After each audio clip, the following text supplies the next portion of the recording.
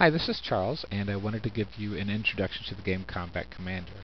Combat Commander is a card-driven game, so everything that you do in this game are driven by the cards. So it's important to understand how the cards interact with the units, and in a later review I might try to do the units and how those work. But understanding how the cards work is key in getting started to the game, and the rest of it just kind of falls into place, especially if you're playing with an experienced opponent. So let's take a quick look at the cards and see how they work. You have a couple of different things you can do with the card, but each turn you have to play orders. And if you notice at the top of each card there is an order. So when you play an when you play an order, you just use that order at the top. The second thing you can do is an action. So actions can be used to enhance an order. So you can play an order card first and then do an action on top of that. So you'll notice on the board here, you don't have this in the real game or anything like that, but you always play an order. The order gets played there, and then if you wanted to do an action, you say I want to play an action on top of that. Now if you look at the second part of that card, you can play this when, so that tells you when this can play.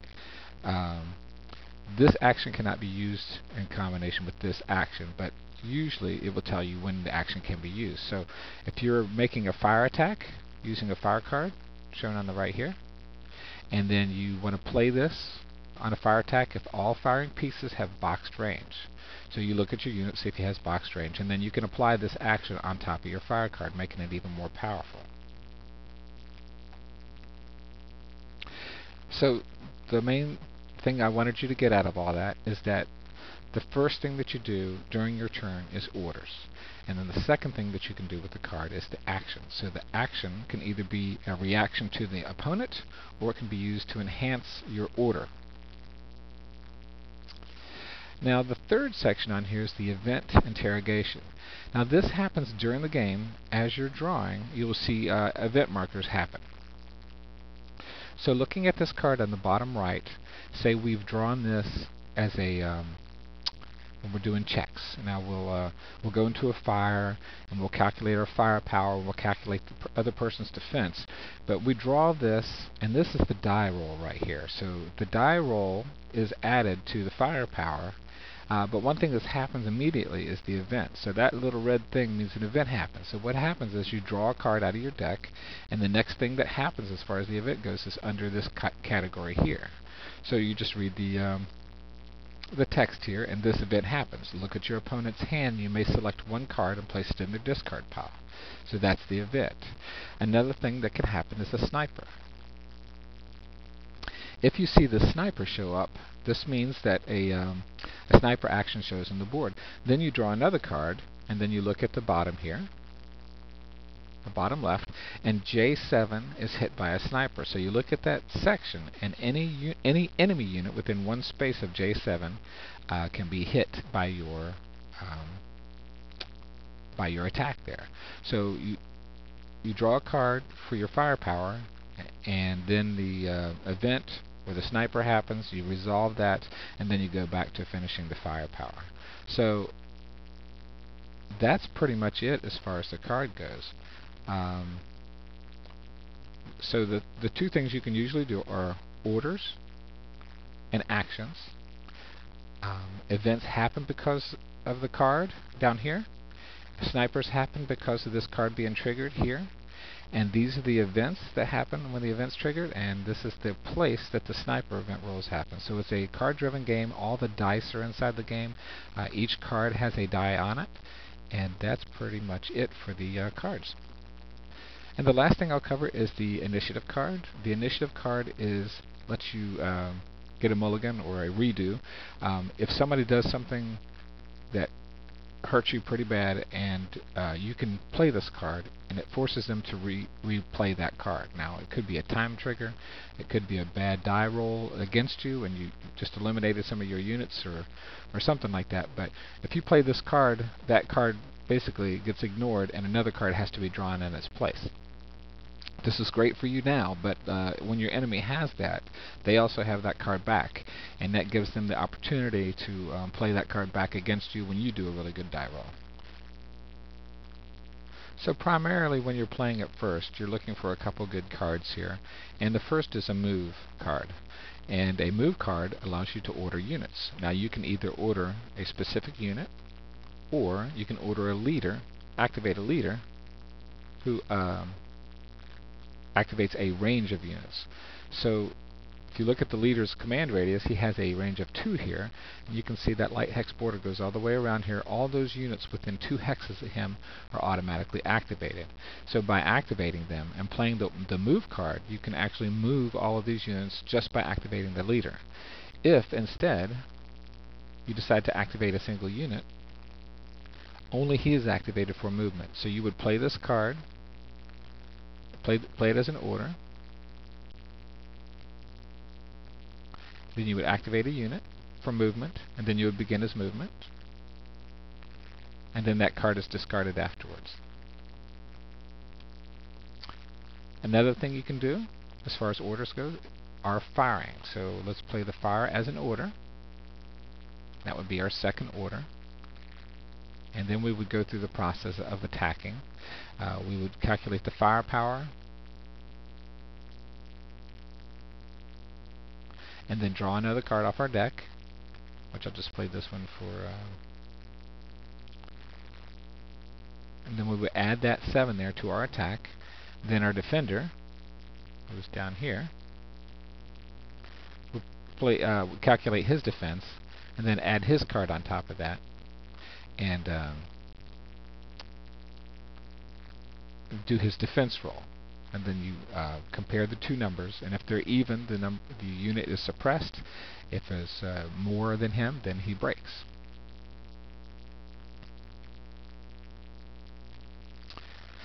A route card does a route check and forces units to retreat if they do not pass that route check.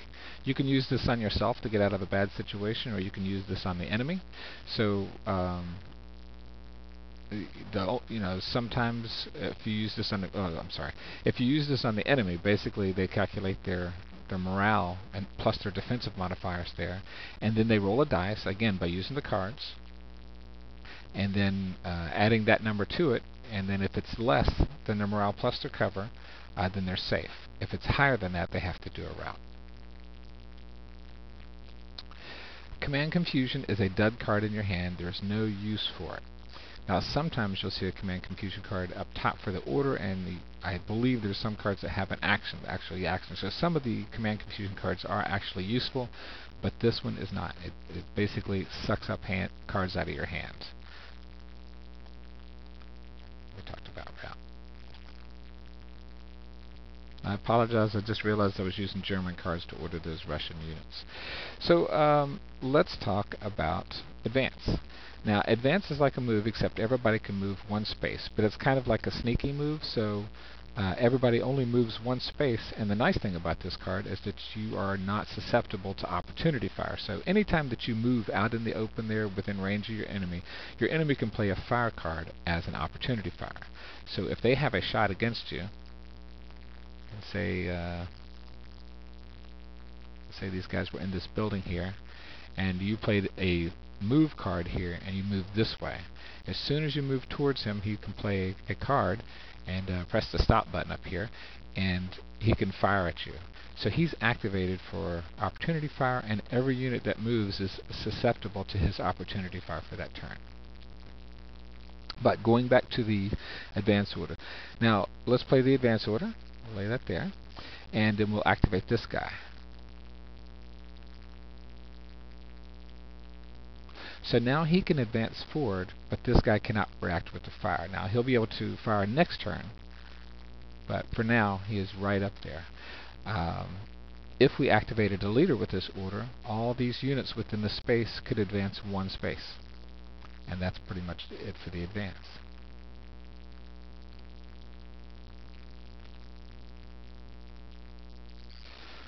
The next card is a really great card to have if you've got some damaged units. It's the Recover card.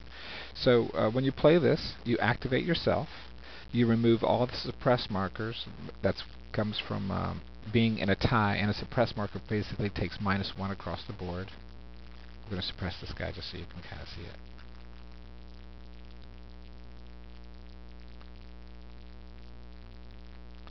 You can see it shows the pin marker. So as soon as I play this recover, that goes away.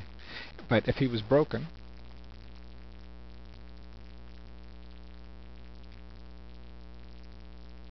you can see he's flipped here and that red stripe shows across. You roll less than the current morale, he's rallied. So right now his morale is 5. It would be very tough to get a roll of 5 or less. If your roll is equal to, he remains suppressed or becomes suppressed. And if your roll is greater than the current morale, then there's no effect. The card on the left, Command Confusion, you can see that there's an action with that, like I was talking about earlier. The action hand grenades add +2 when firing at an adjacent hex. So this guy here could fire at this unit with the +2, playing a fire order first, and then using the action of adding hand grenades. So it would add +2 to his attack with that order. Let's take a look at Ordinance Weapons. Now, this weapon right here has a white band underneath it, and that white band signifies that it needs to have a targeting roll before it can attack someone. So if he wanted to attack this unit here, the first thing he has to do is see if he makes the targeting roll, or you take and count the distance, 1, 2, 3, 4, and he must roll at least a 4 in order to be successful in his targeting roll.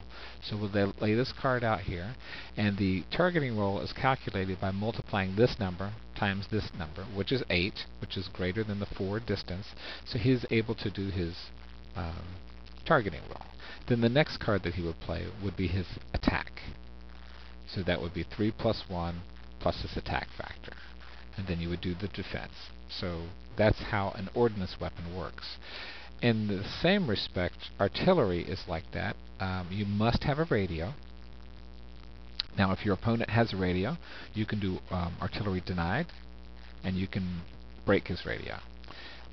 If you have a broken radio and you want to fix it, you can play an artillery request and fix your radio, or you can also do the artillery firing. You can fire for effect, or you can do smoke, basically. So let's play this. Let's pretend we have a radio, and we wanted to do a artillery request. So requesting artillery with our radio to do an attack, and you have to activate a leader with a similar to the targeting roll for the ordnance weapon. So we're going to use this leader for our spotting, and we're going to spot over here. So let's make sure that we can see. He's blocked there.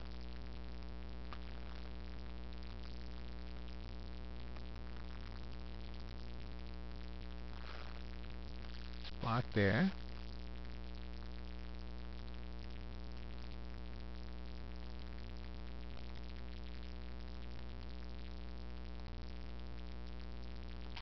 Okay, so we're going to take into account drift on this one, just to see how this works out. So what drift is when you do an artillery request for a specific area, it could come back and hit you, or it could go the other way and hit the other unit. So we will drop a spotting round here. Okay, so we drop our spotting round there, and then we want to do our targeting roll. So we calculate the distance, 1, 2, 3, 4, 5. And we draw a card, and we do not make it. So this is kind of interesting here. So since we did not make it, now we've got to roll, calculate the drift. So looking at the bottom right hand part of the vassal map here, we see these numbers here, and these are directional guidance, essentially. So let's draw a card to find out what our drift is. So the first number, 2, gives us the direction of northeast, and then the number of spaces it drifts is 3. So that's 1, 2, 3. And now we fire from the right. And all those units within that area will take a hit. Now if our targeting roll had been more exact, we would have revealed the top card and moved the spotting round one direction for the first die, the white die. So that would have been 2 and then 3 for this way. So that spotting round is instead would have gone 2,